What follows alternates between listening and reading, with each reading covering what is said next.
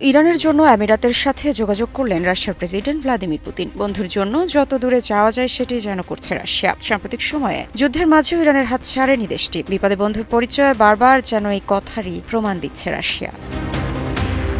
তবে প্রশ্ন উঠছে, মধ্যপ্রাচ্যে কি নতুন কোনো গোপন সমীকরণ তৈরি হচ্ছে? হঠাৎ কেন আমিরাতের প্রেসিডেন্টের সঙ্গে সরাসরি কথা বললেন ভ্লাদিমির পুতিন? ইরান ইস্যুতে কি বড় ধরনের কূটনৈতিক চাল দিচ্ছে মস্কো? আর এই যোগাযোগ কি শুধু শান্তির বার্তা, নাকি এর আড়ালে আছে জ্বালানি বাজার, যুদ্ধনীতি ও বৈশ্বিক ক্ষমতার নতুন হিসেব?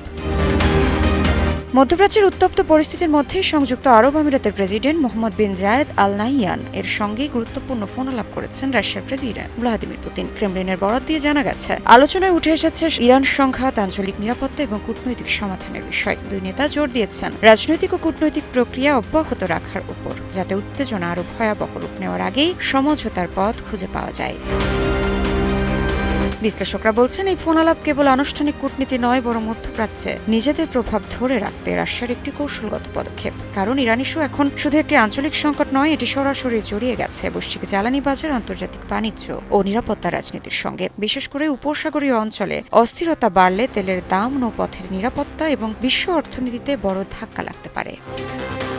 আলোচনায় ইউক্রেন যুদ্ধ উঠে আসে। এ সময় ভ্লাদিমির পুতিন মানবিক ইস্যুতে আমিরাতের সহযোগিতার প্রশংসা করেন। এটিকে অনেকেই দেখছেন রাশিয়ার পক্ষ থেকে আমিরাতকে আরও ঘনিষ্ঠ কূটনৈতিক অংশীদার হিসেবে ধরে রাখার প্রচেষ্টা হিসেব।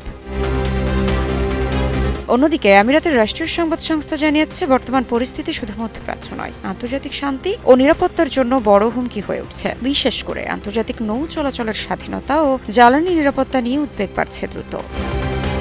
প্রশ্ন এখন একটাই, মধ্যপ্রাচ্যের এই সংকট কি নতুন কোনো বৈশ্বিক জোটের ইঙ্গিত দিচ্ছে, নাকি বড় শক্তিগুলো আবারও নিজেদের স্বার্থে সাজাচ্ছে নতুন কূটনৈতিক খেলা?